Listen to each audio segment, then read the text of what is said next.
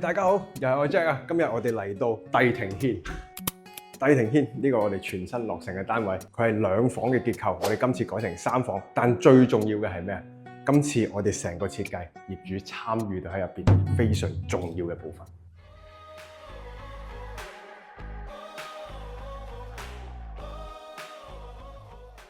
首先我哋嚟到客廳嘅部分啦，你會見到客廳，哇，其實個環境本身係好好嘅。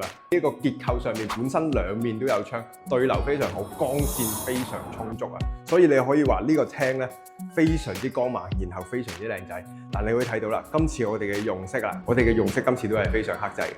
單純嘅一個白色，單純嘅原木色，貫通咗成間屋嘅成個調性。咁啊，點解我哋電視牆會係咁樣嘅造型呢？因為電視牆嘅造型上面，你會見到咧，其實我哋會結合咗好多放書啊，我哋放台啊，呢啲功能性會喺度俾業主嘅。所以我哋有啲大量嘅開放格會俾到佢啦。咁你會睇到啦，而家我哋電視櫃咧，其實都有啲乾坤嘅。咁首先咧就基本嘅一個弱電嘅配置，一弱電就可以放晒喺度啦。WiFi 就係放喺呢度嘅。跟住然後咧，我哋2個抽屜會收埋喺呢度啦。然後呢度第二啦，佢係一個電器嘅托板嚟嘅，所以成組嘅電視櫃下邊地櫃嘅結構就係咁樣啦。可以整到我哋上面啊電視嘅部分啊就乾乾淨淨。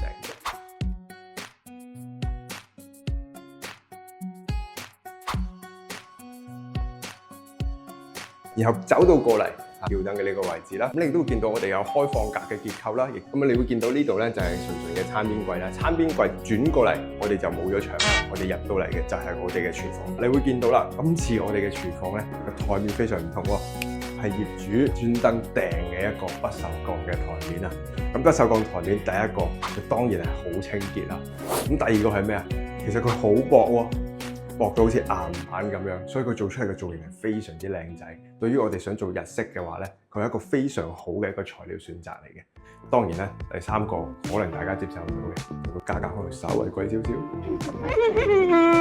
咁我哋睇睇我哋嘅功能性先。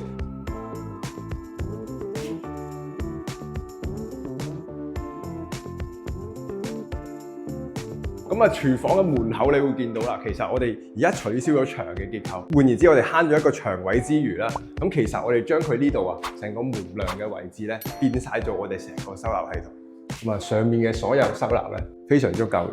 我哋本身門嘅結構需要啦，將佢變成係我哋嘅收納系統，成個空間係啦，非常多嘅收納。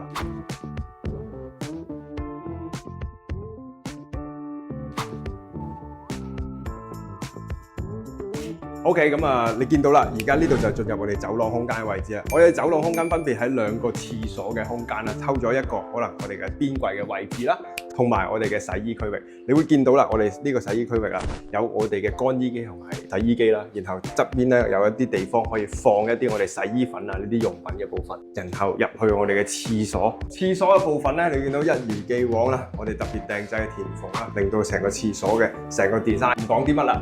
乾乾淨淨、舒舒服服。然後今次喺呢一個設計上面咧，亦都有業主嘅一個浴缸。當業主唔想用浴缸嘅時候點啊？呢度咧就係第2個廁所啦。呢度咧嘅廁所咧，我哋好簡單地就做咗一件玻璃，亦都可以保持到業主想要嘅乾濕分離。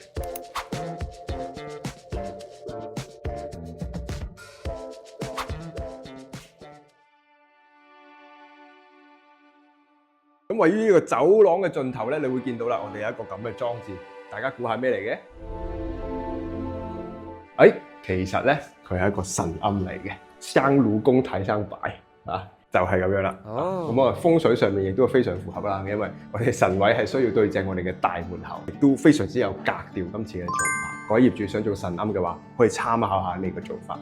都非常之有型。然後我哋就進入睡房區域啦。今次我哋睡房嘅做法咧，係將我哋嘅2房間成3房嘅。咁你會見到呢個首先係我哋主人房嘅區域啦，我哋米5床安排上啦。然後隔離咧就係衣櫃啦。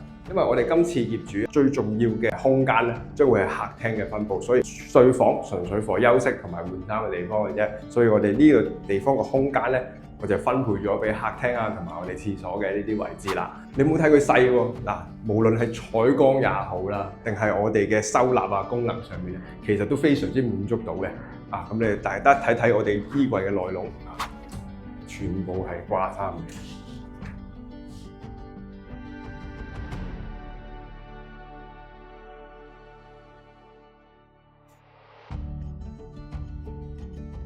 咁我哋去睇睇另外兩間房。呢兩間房嘅位置啊，本身咧係一間房嚟嘅。咁今次咧幫小朋友咧就分成兩間房。你見到啦，業主今次仲放上咗碌架床添，除咗瞓嘅地方係嘛，仲有一個長長嘅書台。OK， 咁啊呢度就另外一間小朋友房啦。然後咧你會見到咧呢度啦，單人床嘅呢個位置啦。然後呢度往後業主亦都會添置一組櫃喺呢個位置嘅。